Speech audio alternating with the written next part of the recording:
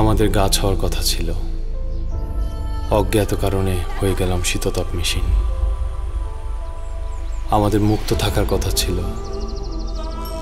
হয়ে গেলাম বৃত্তে আবদ্ধ। আমাদের বৃহৎ হওয়ার কথা ছিল, কিন্তু রইলাম ক্ষুদ্র এক গৃহকোণে। বিস্তীর্ণ এই শহর জুড়ে ছায়ার একটা বৃক্ষ নিশ্চুপভাবে শুধু দিয়েই যাবে, চাইবে একটু জল। হয়ে গেলাম পরগাছা, রিমোটের ইশারায় নাচা শীততাপ এক মেশিন। আমাদের গাছ হওয়ার কথা ছিল,